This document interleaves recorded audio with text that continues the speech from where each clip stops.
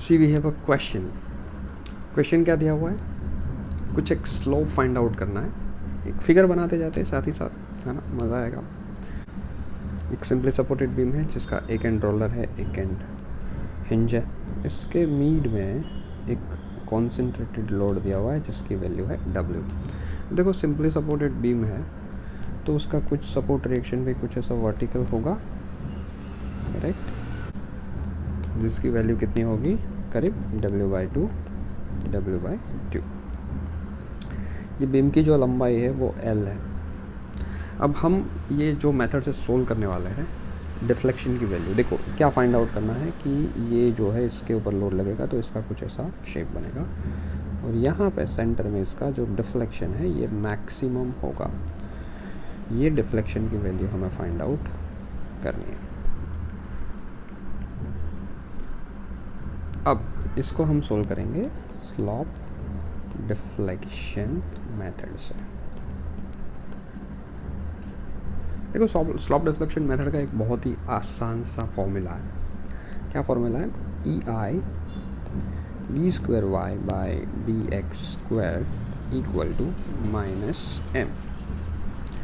यहाँ पे कुछ टर्म्स बता देता हूँ। देखो हम क्या करेंगे, इन दोनों को इंटीग्रेट करेंगे हम दोनों साइड में। तो d²y/dx² को अगर x के रिस्पेक्ट में इंटीग्रेट करता हूँ तो बनेगा dy/dx, और इसको एक और बार x के रिस्पेक्ट में इंटीग्रेट करूँगा तो बनेगा y। अब ये जो dy/dx बन के आया ना, इसको हम कहते हैं स्लोप, और ये जो y निकल के आया इसको हम कहते हैं डिफ्लेक्शन। ठीक है, ये याद रखना पड़ेगा। अब यहाँ पे जो m की वैल्यू है वो हमें पुट करनी है बेस्ड ऑन लोड कंडीशन।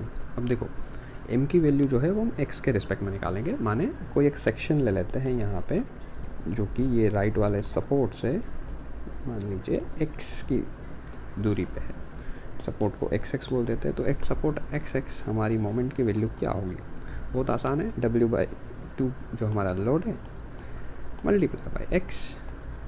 ठीक है, इसको यहाँ पुट करके देखते हैं क्या होगा, EI d²y/dx² equal to -WX/2। ठीक है, अभी इसको हम इंटीग्रेट करते हैं x के रिस्पेक्ट में, तो क्या बनेगा, कांस्टेंट आगे निकल जाएगा। ये सीधा मैं लिख देता हूँ, है ना, d²y/dx² को इंटीग्रेट करके बनेगा हमारा dy/dx, और इधर साइड में भी हम कांस्टेंट को बाहर निकाल देते हैं -W/2। x जो बचेगा हमारा उसको हम इंटीग्रेट करेंगे विथ रिस्पेक्ट टू x, तो बनेगा x²/2 माने -WX²/4। ये हमारी एक वैल्यू आ गई, प्लस यहाँ पे एक कांस्टेंट भी ऐड हो जाएगा ऐसे करके। ठीक है, अब एक और बार इंटीग्रेट करके देखते हैं EI।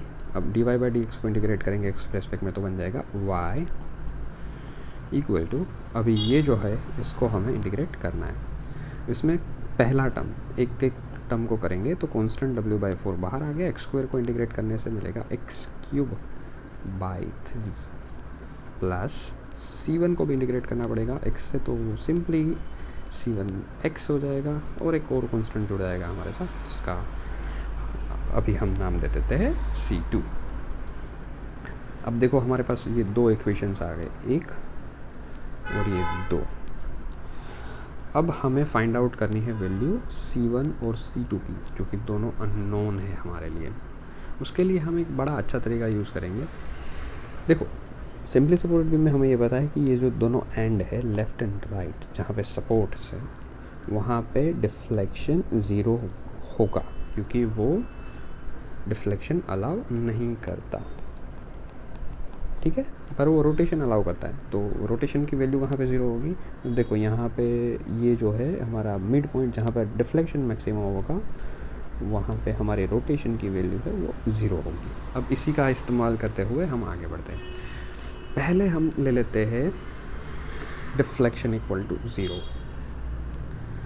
ठीक है, तो डिफ्लेक्शन इक्वल टू 0 माने ये जो x है इसकी वैल्यू 0, मतलब ये राइट एंड वाला point at x equal to 0 हमारा डिफ्लेक्शन जो है, डिफ्लेक्शन माने y जो है ये 0 है। अभी इसकी जो वैल्यू है x equal to 0 and y equal to 0 हम पुट करेंगे इन इक्वेशन 2 में।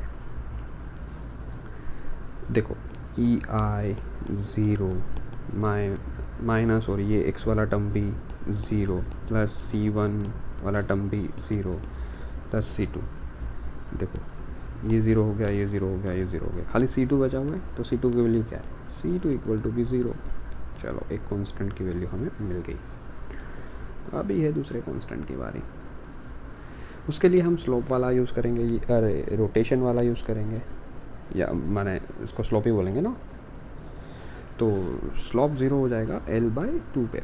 तो eight x equal to L/2 माने मिड स्पान पे क्या 0 है? Slope. Slope equal to, slope दिखना y नहीं है, वो dy/dx है। मैंने बताया था यहाँ पे स्लोप क्या है। dy/dx को हम स्लोप बोलते हैं इक्वल टू 0। और इसको पुट करेंगे हम इक्वेशन नंबर 1 पे। इक्वेशन 1 कहाँ पे हमारा? ये वाला। तो हम यहाँ पे ये dy/dx को 0 कर देते हैं। अब देखना यहाँ ध्यान से, w/2 x की वैल्यू 0 नहीं है, तो ध्यान से x की वैल्यू रखनी है यहाँ पे। 1/2 पहले से ही था, x स्क्वायर का L/2 का करेंगे तो L का स्क्वायर और 2 का स्क्वायर 4 हो जाएगा, और प्लस C1। अब यहाँ पे ये 0 हो गया, ये minus WL square divide by 16 हो जाएगा, और प्लस C1। तो C1 की वैल्यू यहाँ पे हमें मिल के आ रही है WL स्क्वायर बाय 16। ये C1 की वैल्यू मिल गई हमें यहाँ पे। अब ये C2 और C1 की वैल्यू मिल गई, तो ये हमारा सेकंड इक्वेशन भी कंप्लीट हो सकता है, जिसमें हमारी वैल्यू है y माने डिफ्लेक्शन की। अब हमें डिफ्लेक्शन कहाँ फाइंड करने को बोला हुआ है? मिड स्पान यानी L/2 पे। तो eight x equal to L/2 माने मिड स्पान पे आपका स्लोप y इक्वल टू क्या होगा, ये हमें फाइंड करना है। सिंपली हम ई आई मतलब सेकंड इक्वेशन पे ये दोनों सब वैल्यू डाल देते हैं। ई आई वाई इक्वल टू आपका हो जाएगा माइनस W, ये 4 इंटू 3, ठीक है। और x की जगह पे L/2 रखना है, तो x क्यूब है तो L क्यूब, और L/2 का 2 का हो जाएगा 8, प्लस C1 की वैल्यू क्या है? C1 की वैल्यू है WL स्क्वायर बाय 16, और x की वैल्यू है L/2, और C2 की वैल्यू तो 0 ही है, तो वो तो 0 हो जाएगी, तो कोई टेंशन ही नहीं है। तो यहाँ पे आप अगर देखेंगे तो आपको पता चलेगा कि ई आई वाई इक्वल टू, हम यहाँ से कुछ चीज़ें कॉमन निकाल लेते हैं, जैसे WL क्यूब और डिवाइड बाई ये 8 और 4 32, 16 दूनी 32, तो ये 32 हमने बाहर निकाल लिया। अंदर बचेगा ये 1/3, लेकिन वो माइनस है, प्लस यहाँ पे कुछ नहीं बचा, सब बाहर निकल गया, तो 1। देखो 1 minus 1/3 is 2/3, WL cube divide by 32 multiply by 1 minus 1/3 is 2/3, तो ये क्या होगा 16, और 16/3 is 16 multiply by 3 is 48, WL cube by 48। और अगर ये जो ई आई है उसको भी हम इधर साइड में निकाल लें, क्योंकि हमें तो खाली y की वैल्यू चाहिए, तो ये y इक्वल टू हो जाएगा WL cube by 48 E I. ये क्या आ गया? Deflection at mid span, that is x equal to L/2। देखो सही आंसर क्या है हमारा? Answer number A।